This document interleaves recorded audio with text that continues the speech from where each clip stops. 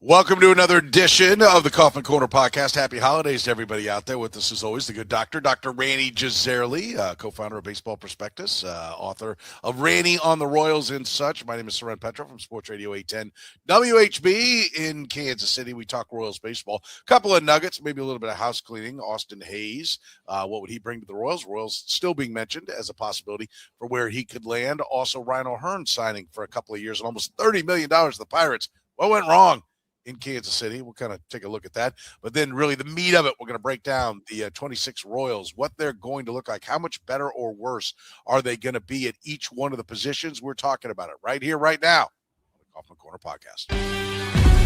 You're listening to the Kaufman Corner podcast, the most in-depth analysis of the Kansas City Royals, breaking down the Royals like no one else can.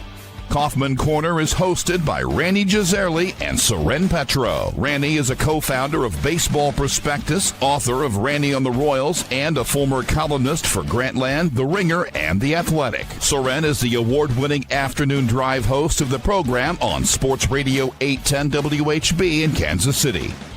Kaufman Corner is proudly brought to you by Gann Asphalt and Concrete, Kansas City's nationally recognized full-service paving and pavement maintenance contractor, making parking lot problems disappear in Kansas City since 1994. Free consultations, no commissions, in-house crews, and every project comes with a written warranty. Find them online at GannAsphalt.com or call 816-484-3338. Gann Asphalt and Concrete, one contractor, all things parking lot.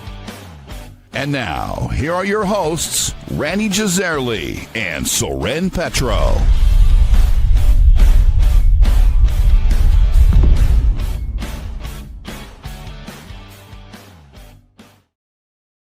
All right, thank you very much, Curtis. We do appreciate it. Off and running here. Like I said, happy holidays to everybody out there. Very festive, your sweater, Rany. Is that your holiday best? I wear this every day. What are you talking about, Soren? Under the white coat. Yeah, that's right. Want to see you at the office? Is that how it works?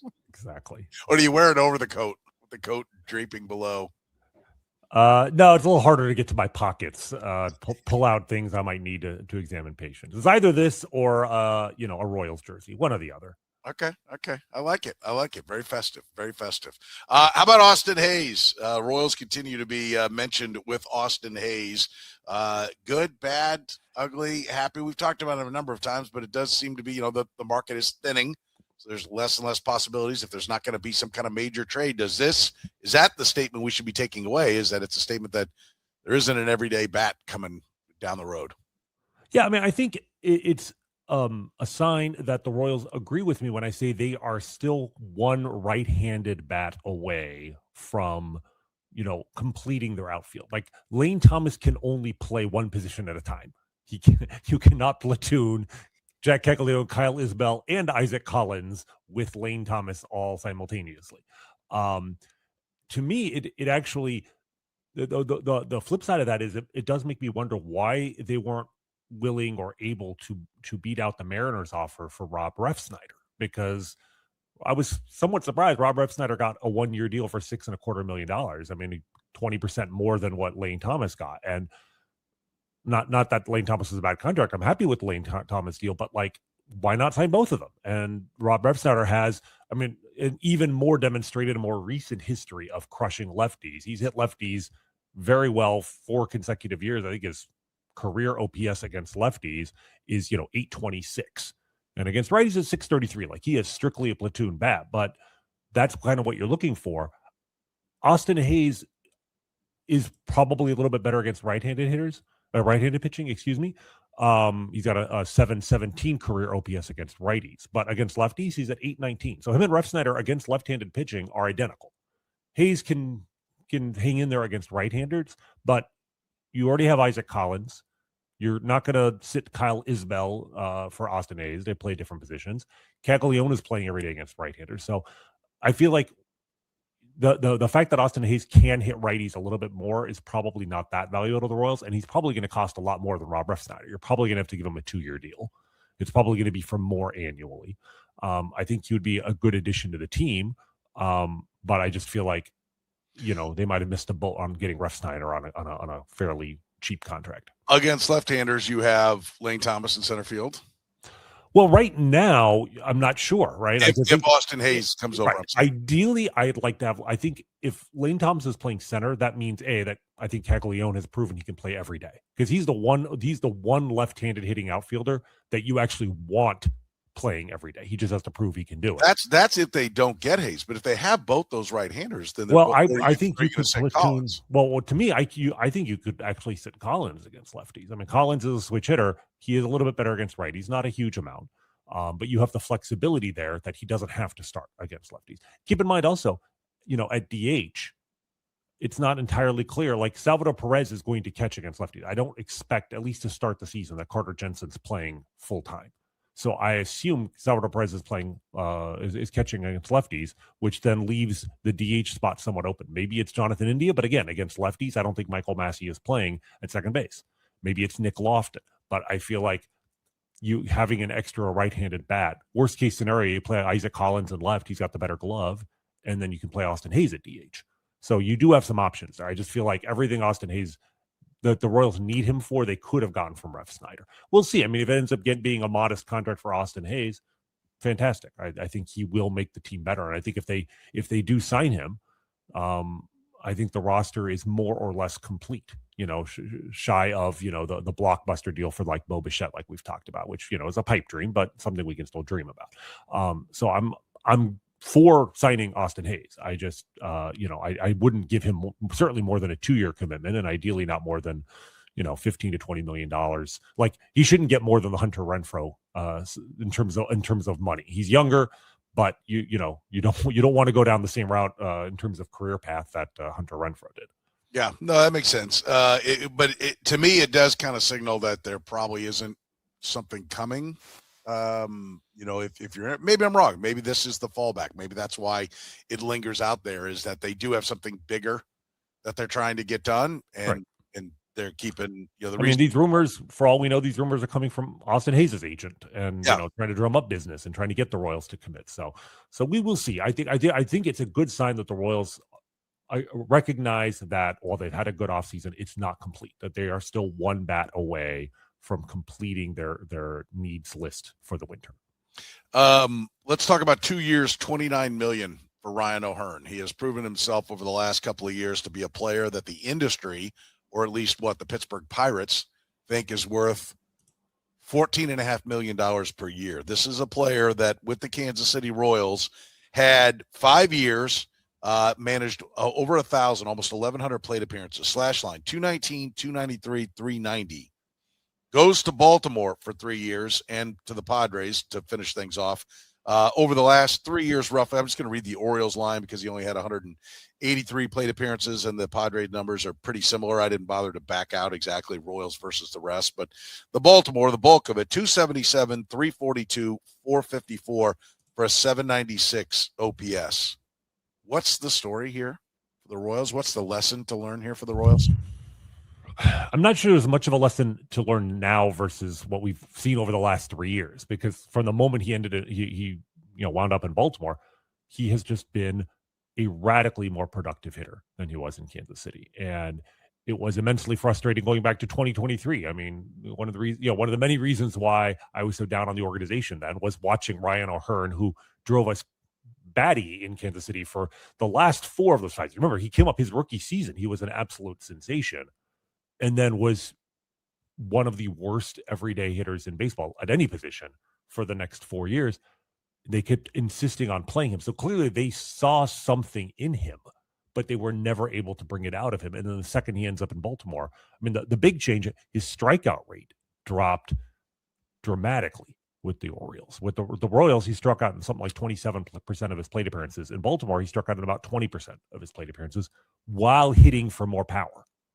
And yes, some of that's the ballpark, but not all of it was. He just made more contact without sacrificing quality of contact. And it sort of justified the Royals' insistence that he could hit while at the same time making a mockery of their process of teaching hitting. And I mean, this is, and this isn't even an Alex Zumwalt. I mean, this predates Alex Zumwalt being the hitting coach, right? So this was just an organizational failure.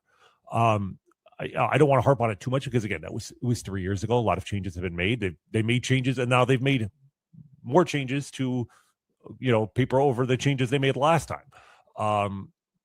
It is, I think, just a really good reminder that so much of what we think of as talent is context dependent. That some players just need a change of scenery. Some players respond better to certain coaches than others, and writing off a player, even when he's 28 years old, because he hasn't hit for 5 years, sometimes those guys surprise you. And I mean, very happy for RyanO'Hearn. I mean, he left Kansas City. He thought his career was, hanging by a thread. And, his salary went from $1.4 million in 2023 to $3.5 million to $8 million this past year. And now he's got 29 guaranteed. So like his career was on death's door and he remade himself and, he's got generational wealth now. Having said that, I'm not sure if I'm the Pirates, like, I don't think I would have given him this contract. No, I just think at his age, but it's a classic Pirates move. It's a classic small market poverty move.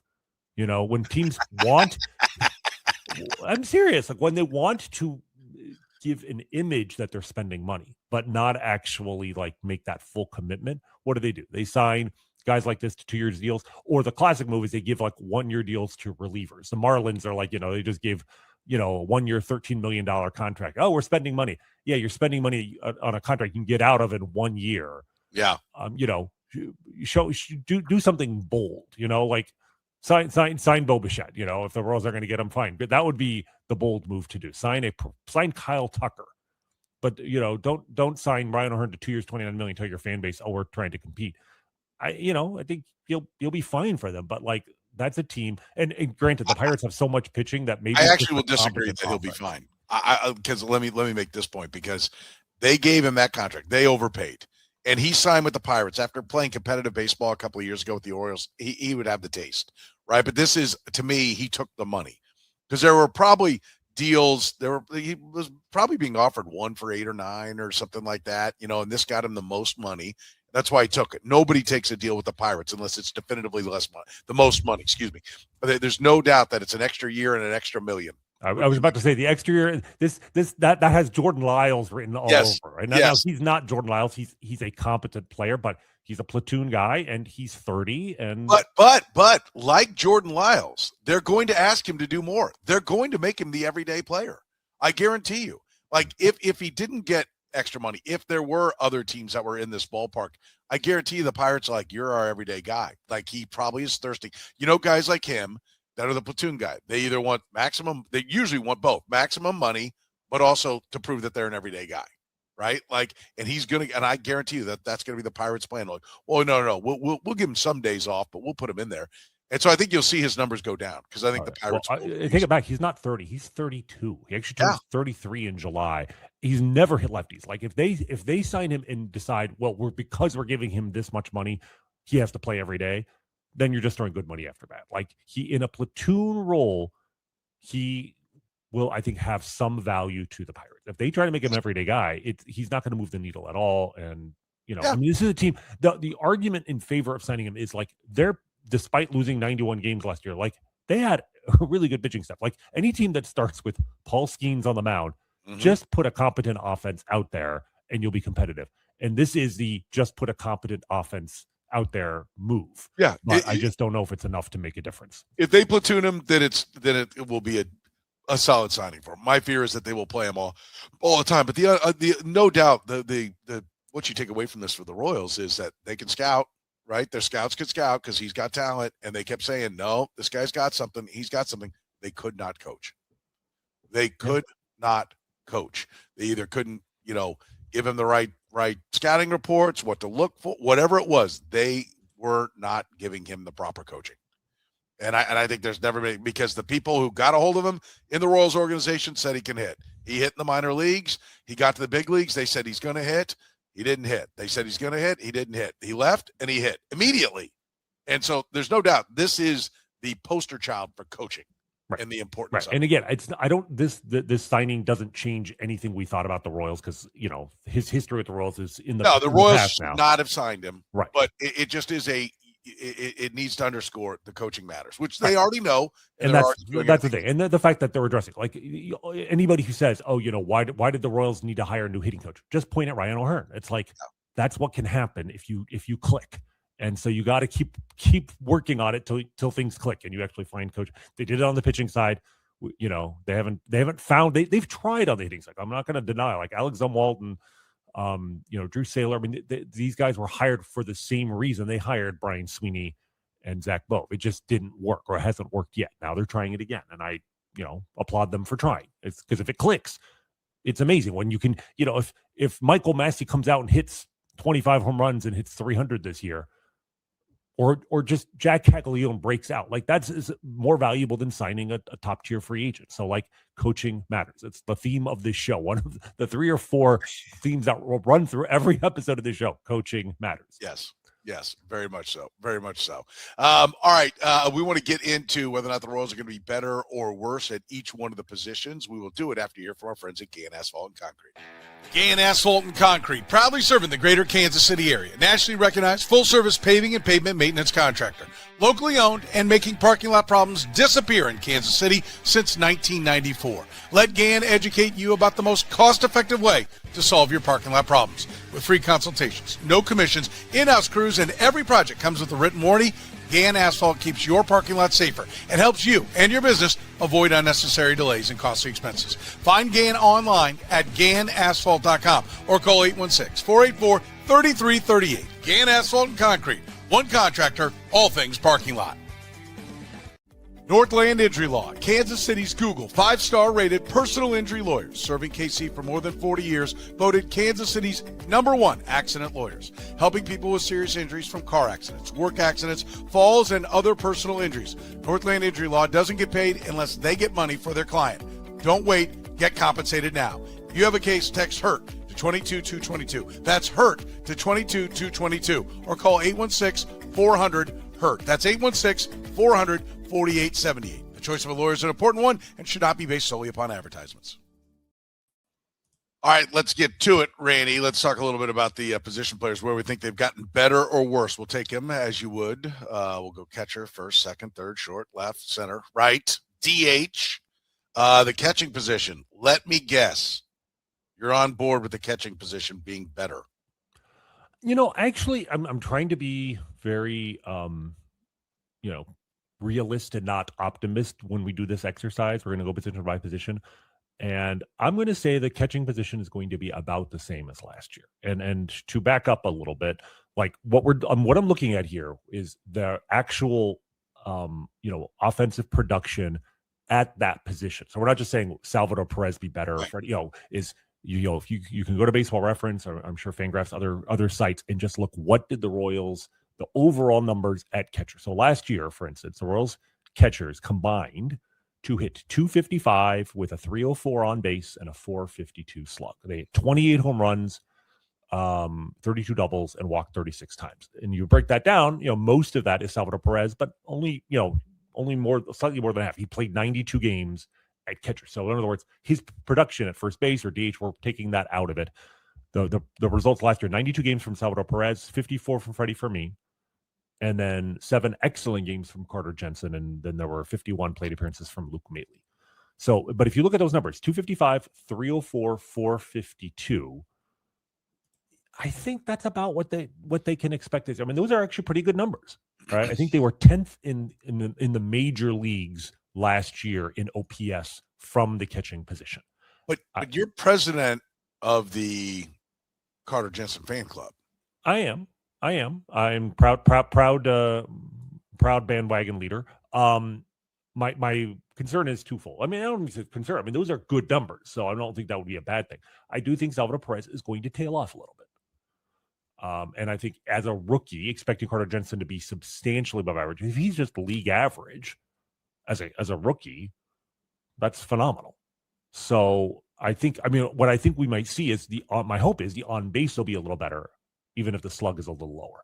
So I'm hoping maybe we'll get a 320 OBP, but maybe a 420 slug. So you're more counting on a regression from Salvador Perez. Carter Jensen. Little regression. And then I don't expect Carter Jensen to be as good as he was in 60 plate appearances in the major leagues last year. I think Carter Jensen, if he has a 340 on base and a 420 slug, I think I'd be very happy with that. Now I'm hoping for better.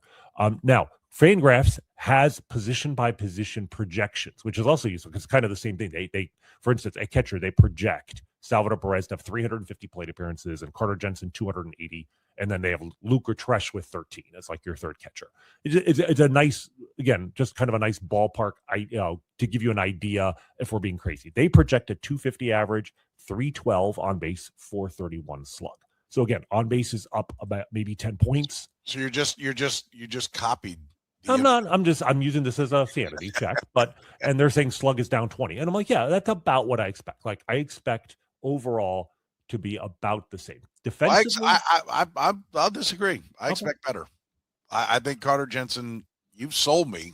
Now I'm a little nervous now because you've sold me on Carter Jensen. And I think that they have to be looking at Salvador Perez and pull back on him. We're not taking into account any defensive metrics. I was going to say defensively, I'm hoping there will be some improvement too, because I think, if you believe in Carter Jensen, the problem though is, of course, Freddie Fermin was phenomenal. So like replacing that's my question to you. Do you think Carter Jensen is going to best 274, 323, 363 for a 686? That was what Freddie Fermin. Yes, I do. I do too. And so then it's a matter of how much more does he give you versus how much do you expect Salvador Perez to regress?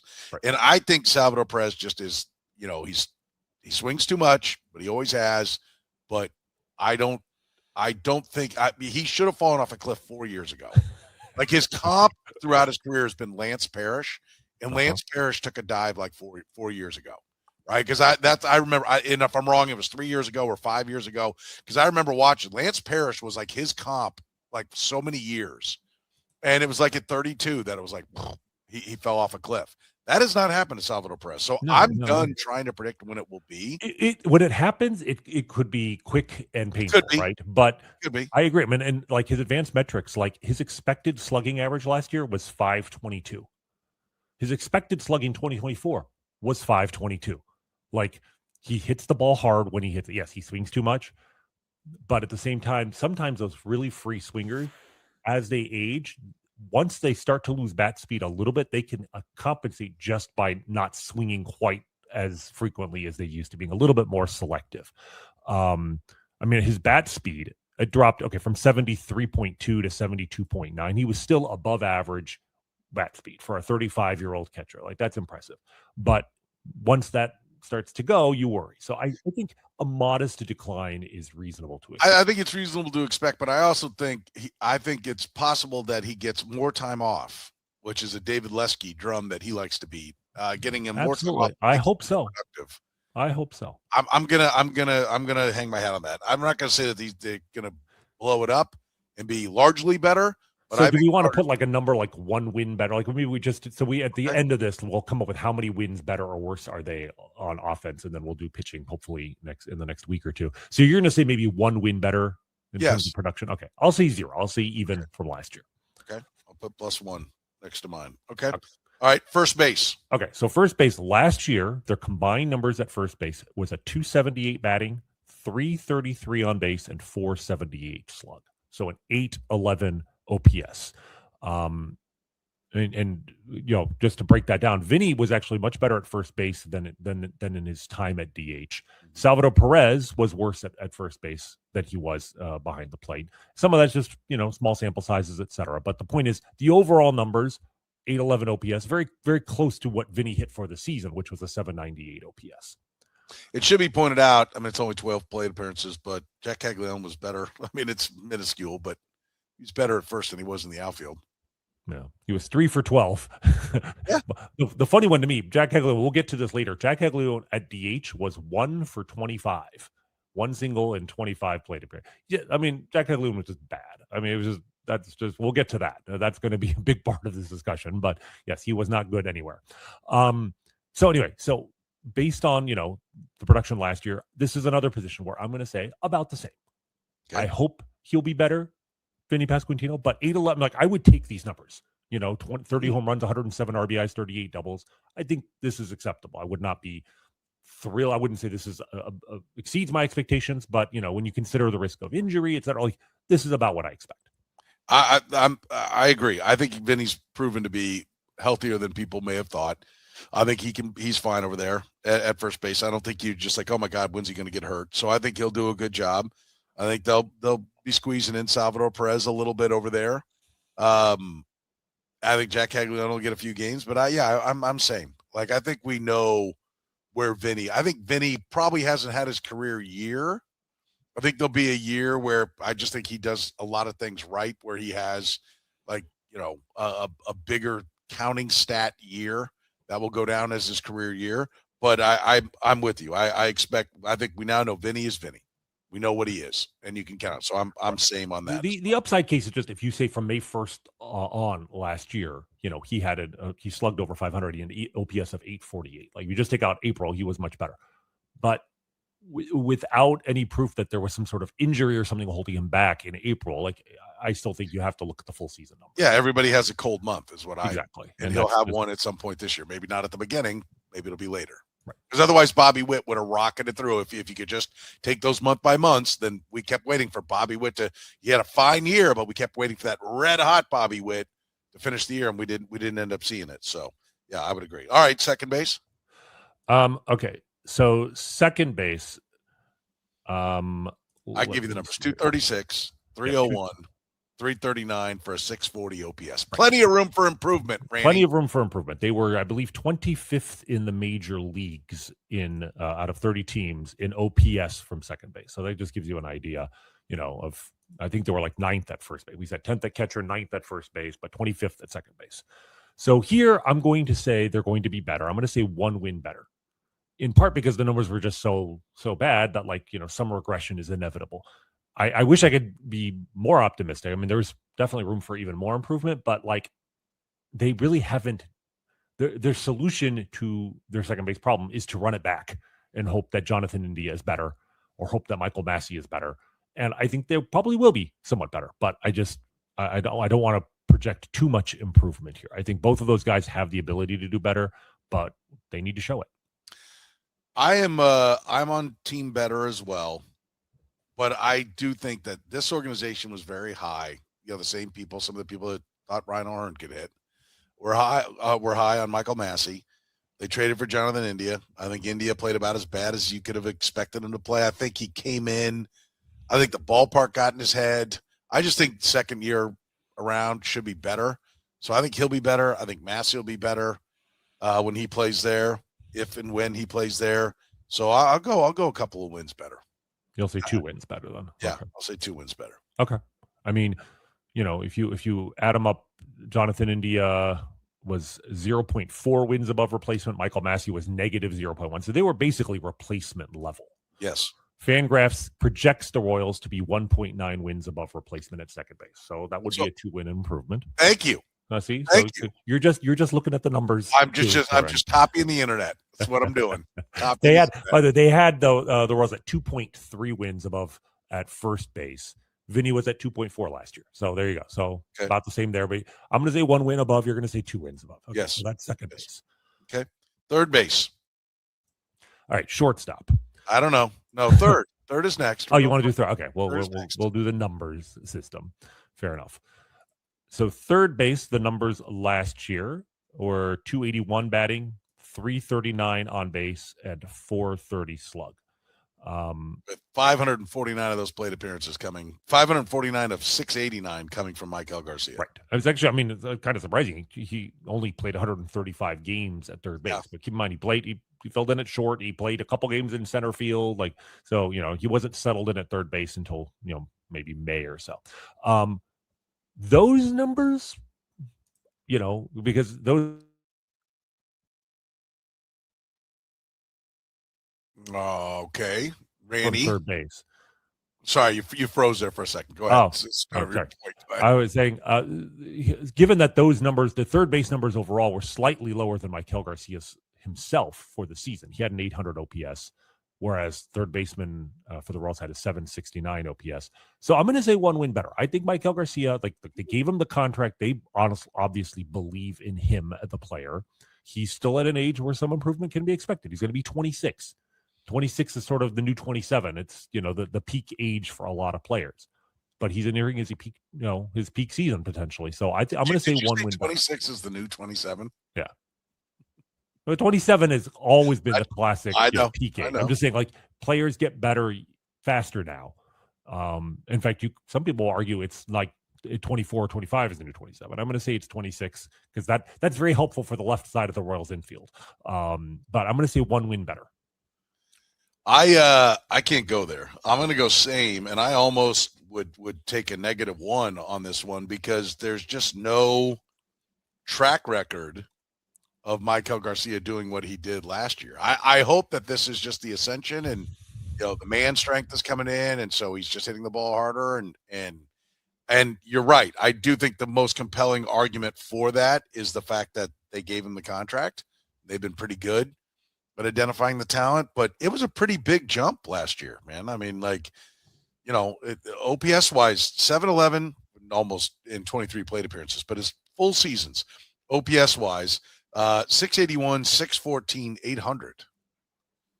Like, you're going to go one win better? Like, what? Well, so what's his numbers going to look like? If he just does that, but he's playing third base every day, that will be itself an improvement over last year because the guys who filled in for him were somewhat worse. But yeah, maybe I need to abdicate my role as president of the Carter Jensen fan club to assume my new role as president of the Maikel Garcia fan club.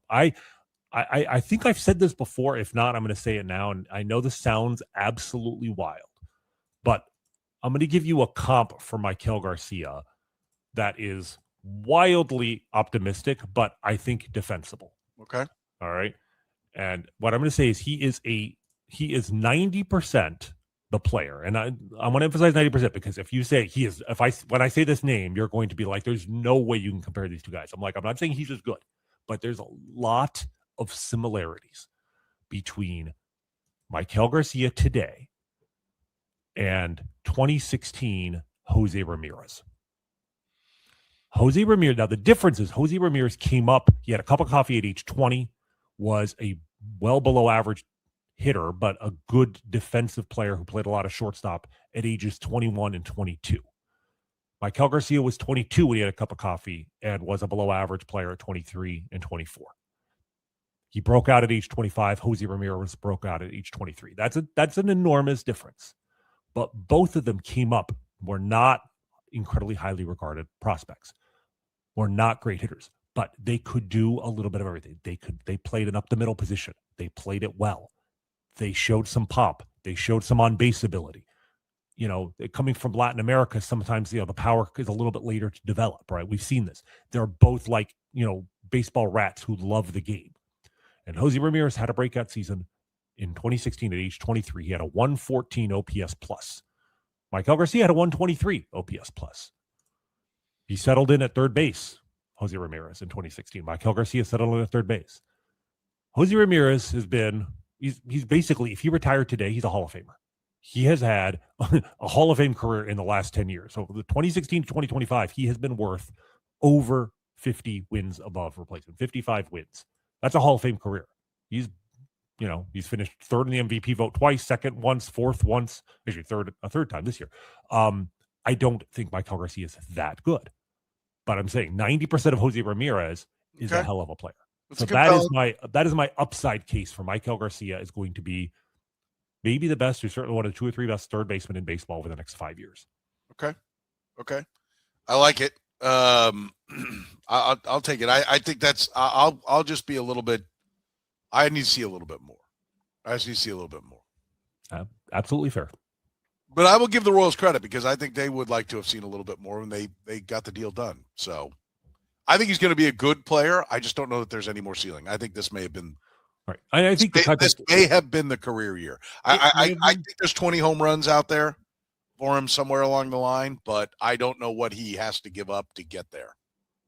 I think the Royals' case for the contract is sort of if you're right, it's going to be it won't be a bad contract. Even if he doesn't really ever have a year quite as good as this. Yes. But if the Jose Ramirez light career path is in his future, this could be an enormous bargain of a contract in a year or two. Yeah. Like getting 2 extra years from him, getting Jose Ramirez light at ages 30, 31 would, for the price they're paying, would be an enormous get. So my hope is they at least think it's a possibility. Yeah. No, I agree. All right. Shortstop. We'll close out the infield here. Shortstop. largely Bobby Witt. He was 669 of the 715 plate appearances. Michael Garcia, 44 of the others. By the way, Michael hung a 784 OPS at short. Tyler Tolbert had a couple of plate appearances at short. Right. It's perfect. A single and a hit by pitch. That's Tyler Tolbert. 844 OPS, 291, 353, 491. Where are you going at shortstop? I mean, I want to be conservative and say about the same, but I'm going to lean into this age 26 thing. Like Bobby Witt's also going to be 26. I'm going to say 1 win better, which is like, 1 win better than a guy who had 7 wins last year is a big ask. But like Bobby Witt is one of the very, very, very few players in all of baseball where you look at a 7-win season and you're like, yeah, he can do better. Like a lot of players can have a 7-win season one time. To establish that as your baseline is absurd. But that's what Bobby Witt is. Like the Royals start every year with a nice leg up on contention because they have Bobby Witt at shortstop and nobody else does. I'm going to go +2. Okay. I think I think we saw him. I'm with you. I think the baseline is just outstanding. I think he's going to run less, but I think the power should start to creep up. Right, his knowledge of the strike zone should creep up. Better hitting coaching should help him, and I think a better overall lineup that's going to crowd the bases more. I think he's going to have more guys on base, and so I was ready. Like early on when I first looked at this, I was going to put same. Like let's stop acting like 2 years ago is the norm. But I just think there's a lot of good things going on around him, and I think if he's what he was last year, if he does his part. I'm hoping that they brought in better coaching that's going to help him a little bit. And then, like I said, players around him, I think he can be the same guy he was last year, and the numbers will go up just by being the same guy. And I think there's reason to believe that the experience will help him, and he'll be even more than that. Yeah, I mean, the danger with any of these guys, obviously, is if he misses a month because of injury or whatever, like, boom, that right there is a win. So, we're obviously assuming reasonable health for everybody here. But if he plays 159 games again or whatever, I hesitate to say you're wrong, even though you're projecting a 9-win season. But that's, Bobby Witt is entering his absolute peak, and like you said, he's surrounded by better talent than he has in a while. The vibes are pretty good here. I just feel like what we saw last year is kind of his baseline. Like it's hard to imagine a healthy Bobby Witt doing much worse than last year. Yeah. So, I want to pause here. So at shortstop, believe it or not, the Royals actually did not have the highest OPS at shortstop in baseball. They were tied for first, but Arizona, the Diamondbacks were ahead by like 1,000th of a percentage point. They both had 844. So shout out to Geraldo Perdomo, who completely out of nowhere came up and finished fourth in the MVP vote in the National League, and wasn't even supposed to be their stud. Yeah. Oh, exactly. I mean, they talk about middle infields. I mean, Ketel Marte and Perdomo. That's a hell of a combination there. And also the Royals finished by 1,000th of a point, second to the Diamondbacks in infield OPS overall. So the Royals had one of the 2 best infields offensively in all of baseball. I mean, they had the best left side, certainly when you factor in defense of any team, and Vinny was good at first. So even though they were 25th in OPS at second base, they still had as good an infield as anybody in baseball. They were 10th at catchers, as we pointed out. How is it they finished 13th in the league in runs? We'll get to that here, but it's just but I think it's very interesting to look at the overall numbers for infield and outfield and just be like, there's a reason why all we have talked about on this show since the season ended, really since like June, is how do you fix the outfield and then maybe second base. By the way, when you give me those numbers, I feel like I should redo what I just did there, right? Like I feel like I'm overly optimistic. Well, I was going to say, if we just get what we got from the infield last year, I think we should be quite happy because the outfield is where regression is your friend. I think right now I have the Royals at 3 wins better, 1 win at second, and I have 5 wins better, which I'm like I am not loving that prediction. I think that by the time the show's over, you're going to have the Royals with 105 wins. I know. I've got an issue. All right, we'll take a quick break. Come back into the outfield after you hear from our friends at Northland Injury Law. Northland Injury Law, Kansas City's Google 5-star rated personal injury lawyers, serving KC for more than 40 years, voted Kansas City's #1 accident lawyers, helping people with serious injuries from car accidents, work accidents, falls, and other personal injuries. Northland Injury Law doesn't get paid unless they get money for their client. Don't wait, get compensated now. If you have a case, text HURT to 22222. That's HURT to 22222, or call 816-400-HURT. That's 816-400-4878. The choice of a lawyer is an important one and should not be based solely upon advertisements. Gann Asphalt and Concrete, proudly serving the greater Kansas City area. Nationally recognized full-service paving and pavement maintenance contractor. Locally owned and making parking lot problems disappear in Kansas City since 1994. Let Gann educate you about the most cost-effective way to solve your parking lot problems. Free consultations, no commissions, in-house crews. Every project comes with a written warning. Gann Asphalt keeps your parking lot safer and helps you and your business avoid unnecessary delays and costly expenses. Find Gann online at GannAsphalt.com or call 816-484-3338. Gann Asphalt and Concrete, one contractor, all things parking lot. All right, the fun stuff. The outfield. Can't be worse, can it, Rany? Left field. It's actually, left field was not as bad as I thought it was going to be when I cracked open the numbers. But I think just the fact that 13 different players played left field speaks to the fact that they were never happy. 224, 291, 348 for a 639 OPS. You got to have left field better, right? Yes. Well, I mean, you say, oh, it wasn't as bad as you thought. I don't know how bad you thought it was. That's pretty bad. They were 29th in the league in OPS from left field. The only major league team with a lower OPS was the Pittsburgh Pirates. So maybe RyanO'Hearn will be playing left field for them. I don't know. It was bad. And it's not just that they had 13 guys out there, at least one at bat. Nobody on the Royals got to even 100 plate appearances in left field. Like, they did not have a left fielder all season. Like, Drew Waters led the team with 98 plate appearances. John Rave had 83. Nick Lofton had 82. Like, it was grim out there. And pretty much everybody sucked. I mean, John Rave actually had an 808 OPS out there. I think his 2-home run game by itself like rescues his numbers, right? So Adam Frazier was like second. But yeah, these are terrible numbers. And I think, yes, it will be better. A 291 OBP. If nothing else, Isaac Collins will be an upgrade in the on-base department. 348 slug. Like, you can make an argument that Isaac Collins will not be much better in terms of slug. So I'm trying to be conservative here, and I'm going to say that they're going to be one win better. Okay. I mean, the Fangraphs projection does not have them like, it has the Royals outfield better, but it's not like they have the team, with a great outfield. They still have the Royals combined left fielders at 1.5 wins above replacement.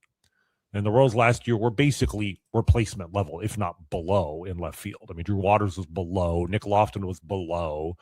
Mark Canha was 1 win below, and he only played, although he played mostly DH'd.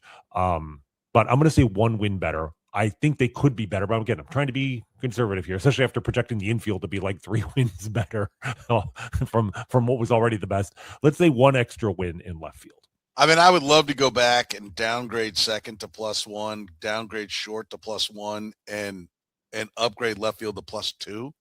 But I'm just going to put them at +1, partially because I'm like, I'm probably a little bit aggressive up there, right? Like, so I'll go +1. I'll go +1. And again, if they sign Austin Hayes, maybe tack on another half a win at least or something. Yeah. I mean, like, there's, even as it is right now. I mean, it was such a disaster last year that. One player, 28-year-old rookie being added to the team, and we're more optimistic about it. Yeah. I think it will be better. All right, let's go to center field. Center field. So center field was, believe it or not, the Royals' highest OPS of any outfield position.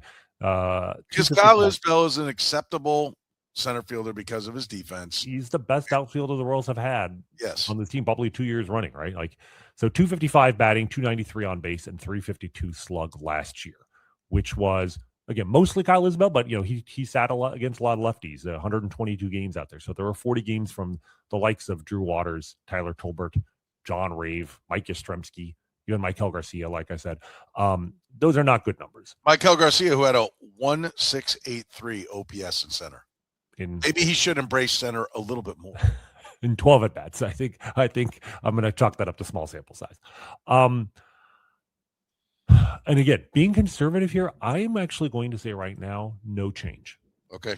I'm going to say no change. So they were 29th in left field in terms of the 30 teams. Center field, they were actually 25th. They were like second base. It was bad, but not horrendous. And I'm just worried Kyle Isbell is going to be 29. He's not that old, but he's never been a great player. And I worry actually more about his defense falling off than his offense. I think offensively he'll be comparable to what he's been, but I mean, he has been an excellent defensive center fielder for 4 years in a row. But center field is a young man's game. It's very hard to maintain good defensive numbers in center field, even into your late 20s. Certainly after age 30, guys just fall off a cliff. Like it's very few center fielders deserve to be in center field after age 30. And I just feel like if he's even average this coming year, that's going to be a hidden loss of like a win or so. So I'm going to say they're going to get better, support for Isbell in the form of Lane Thomas, but defensively, he's not going to be laid out there either. So I'm going to say it's the same as last year. Yeah, I'm on team same as well. I think that's about all Isbell can give you. I mean, I was optimistic that there was going to be a big jump for him this year. It didn't happen. He was solid, but I think he'll probably regress a little bit, and the guys that help out will bring the numbers back up. I think you're going to get roughly the same. I think they're going to play him. They're going to play him for the defense. I think they're going to get more offense in other places that they're going to feel okay. They're going to be fine with what he's given them. But I think there'll be a regression from him, and I think he'll get the bulk of the at-bats out there. So I think he comes down a little bit. The help goes up a little bit, and you end up with the same spot. Yep. All right, we're in agreement there. All right, right field. Right field. So right field had the lowest OPS of any position on the team. Again, can I point out 12 different guys, man? 12 different guys.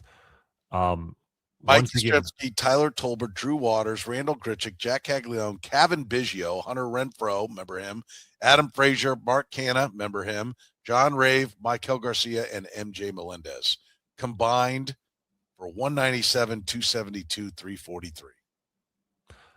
Once again, the Royals 29th in the league in OPS from right field. They actually had a better OPS than the Cleveland Guardians, but only the Guardians. And I want to say I think Yastrzemski was playing right field in his in the final game of the season where he hit the 2 home runs. That put the Royals over the top.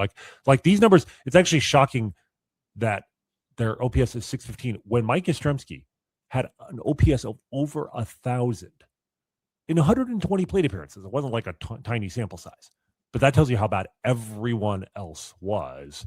And obviously, Jac Caglianone had the most plate appearances at 190, and he had a 585 OPS. So it actually, I mean, in some level, you could say this, as bad as it was, the regression is, you have to account for the fact that the best player in right field is no longer on the team. All right. But despite that, because basically the OPS without... You're going better. Yeah, they're going better, right? But without Yastrzemski, the team OPS in right field is something like 550, which would just be like historically bad. But I'm still going to give them 2 wins above replacement here. That's me too. But to me, this is Jac Caglianone is not just like the most pivotal player on the 2026 Royals. It's been years before I think we would say preseason point to an individual player on the Royals and say the season kind of revolves around whether this guy performs or not. Like, in part because it's been, years since we really had a lot of stakes going into a season, but like everything, if he is the player from the catalog, I'm very confident saying right now the Royals will make the playoffs. If he goes out there, and he doesn't have to be a star, but if he has a 750 OPS, that would be a 3-win, jump at least in right field. If he does what he does last year and loses his job, goes back down to Omaha, I'm not sure what the backup plan is right now. Like, that will be a major, major obstacle for the Royals. So this is a bet on Jac Caglianone. I think he will be better. I think he'll be a lot better. I don't know if he'll be a star this year, but the combination of, age, performance in the minor leagues, the fact that, he's going to have a whole offseason to get comfortable playing right field. He's not like learning a position on the fly. And then, the new hitting coach effect, hopefully with Connor Dawson, hopefully something clicks there. I think he's going to hit 25 bombs. I think he'll hit at least 220. Like I'm not gonna. I mean, the other thing is like he makes contact. Normally, a 220 hitter is a guy who just strikes out too much to have a higher batting average. He makes too good a not too good but too much contact. Even as a rookie, even hitting 157 or whatever it was, he makes too much contact to hit much below 220. So I'm going to say 2 wins above, and I'm hoping I'm wrong and it's more. Yeah, I'm 2 wins above as well for all the reasons. Jac Caglianone's got to show more. I think the platooning him will work. I think it will give him a better opportunity to have success. And, I think this is where Lane Thomas has to make it happen, right? Like, and I think they've got to get more production. I think they will. I think it's almost impossible to be that bad, and they have a real plan. I am a little bit worried because there is no backup plan. Right. Like they're going to set sail with what they have. And when injuries occur, there's nothing I see in Omaha that's helping. Right. Like I know they signed the one kid from, was it Tampa? Oh yeah. Brandon Misner. Yeah. Cameron Misner. It tells you how much, I'm relying on him that I didn't actually remember his first name. Cameron Misner. And I just think, he's left-handed, but they got him for a reason, and maybe the new hitting coaches this will be the surprise. But Caglianone insurance is not a bad idea. I mean, what if Caglianone, he gets hit by a pitch, breaks a finger in spring training, he's out 6 weeks? Like, I agree. That's the backup plan. I think Cameron Misner is that backup plan. I think he is the backup plan. I agree. I think he's a lot better than the backup plan they had before, right? Because the backup plan before was John Rave. Sure? Are you sure? I think Cameron Misner has some upside, like more upside than John Rave. And I think John Rave was sort of the backup plan before this. So I'm okay with bringing him in. All right. So now we have DH. We're 19 different players. Right. And this is a sneaky area of improvement. Because when I said the right field was the worst OPS on the team, I was sort of lying because they're actually tied with DH. Royals DHs last year had a 615 OPS. I'm already writing down better next to your name. I mean, kind of has to be. And again, part of the reason for this is part of the reason why we kind of ignored it is because the Royals didn't have a quote unquote DH. They rotated, 18 different guys got a plate appearance. And of course, Tyler Tolbert pinch ran. But, the guys who did shuffle through here, Salvador Perez hit worse at DH than he did when he was behind the plate or at first base. Vinny was terrible at DH versus first base. And some of that's because he DH'd a lot early in the season when he was in a slump, so it might just be a coincidence. Something to keep in mind. And there is evidence that there is a DH penalty, that position players, when they DH, you would think that they'd actually be better because they're fresher and they don't have to go out in the field. But maybe it's just a mental thing where you're not kind of in the game mentally as much. But historically, there is a small DH penalty. It's small. It certainly doesn't explain, a 205 batting average, 279 on base, 336 slug from a position which has no defensive, value. And amazingly enough, they were not last in baseball. They were once again, 28th, I guess. They somehow had a better OPS than the Rockies, which is absolutely hilarious. Like all you need to know about the Colorado Rockies is playing in that ballpark and DH. They had a worse OPS. And then the Rangers were brought up the rear. But I do want to point out a couple of things. One, if you want to give Maikel Garcia a half day off, go ahead. 935 OPS as a DH. And same thing for Bobby, 1092.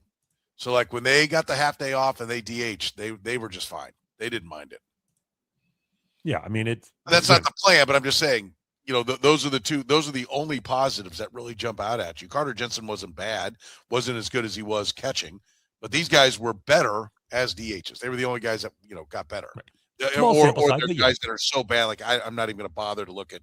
I guess Kevin Biggio was probably better as a DH, but not part of the equation.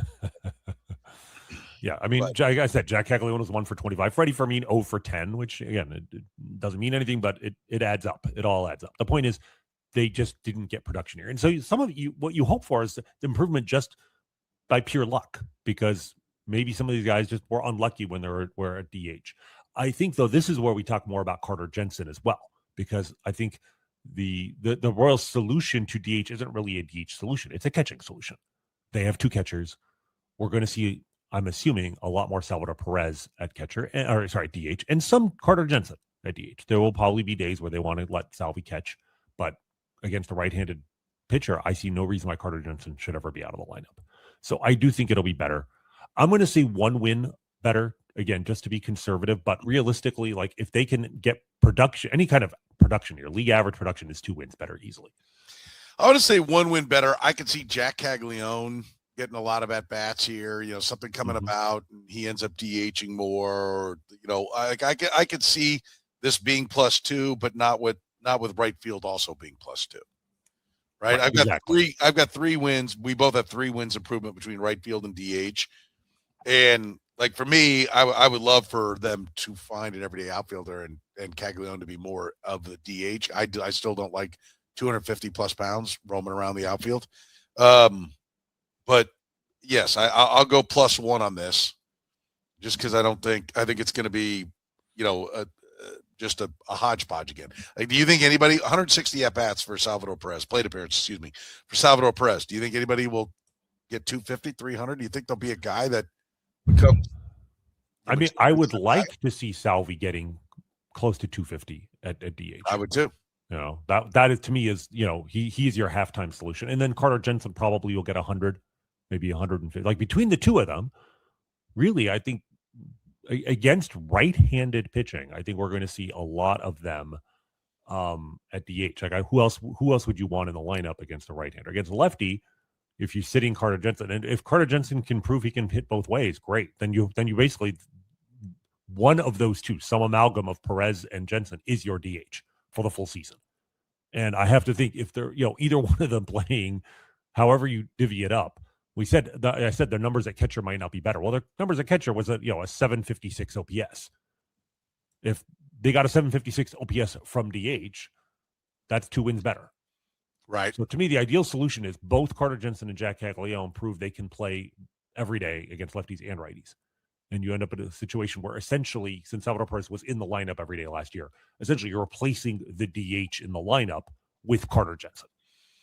And if you do that and Carter Jensen hits, then you've got a more than 1 win improvement. But I'm going to say 1 win to be conservative for now. All right. So for the record, you're +7. I'm +7 on the offense. I am +9. +9 on the offense. Well, let's either way. That's 89. Assuming the pitching doesn't go down, then I'm predicting 89 wins. You're projecting 91. We will get to the pitching in a future podcast. And if I mean, without having even done the math, done the numbers yet, like if they get the same quality pitching next year as they did this past year, I'll take that right now. I would too. And let's be clear, they didn't get as good a pitching last year as they did in 24. So it was very close because the starting pitching being the same. The starting pitching was a lot worse, but the bullpen was significantly better. We forget just how bad it was until September. I want to say, I could look this up really quickly here. If you look at it just in terms of the league performance, so this past year, the Royals had the second fewest runs in all of the American League, whereas the year before it was 4th. So technically they were better, but it's because of the bullpen improvement. Well, I will say this: when I see these numbers, and I think I'm probably homering it a little bit. But when I see these numbers, if they don't move a starting pitcher, and there's any kind of health, they should be. They're back in the playoffs. I think right now it is very reasonable for us to expect a playoff berth. Yes, they've done. To their credit, they've done some good things this offseason, but also the talent level is there, and if they don't get the production once again on the offensive side of things, they're going to have to take an even harder look in the mirror than they did this past year. Yeah, I would agree. All right. Like Randy said, we'll get to the pitching coming up in a future podcast. Remember, you can always support the Kaufman Corner podcast by supporting our great sponsors, Gann Asphalt and Concrete, with free consultations, no commissions, in-house crews. Every project comes with a written warranty. Gann keeps your parking lot safer, helps you and your business avoid unnecessary delays and costly expenses. Find them online at GannAsphalt.com. One contractor, all things parking lots. Our friends at Northland Injury Law, Kansas City's Google 5-star rated personal injury lawyers. They've been serving KC for 40 years, voted KC's #1 accident lawyers. If you've been hurt in an accident, whether it's a car crash, whether it's a fall, a work situation, text HURT to 22222 if you have a case. That's HURT to 22222 or call 816-400-HURT. For the good doctor, Dr. Rany Jazayerli, I'm Soren Petro saying, one, Happy New Year. I hope you have a safe and happy finish to the new year. And we'll see you next time here on the Kaufman Corner.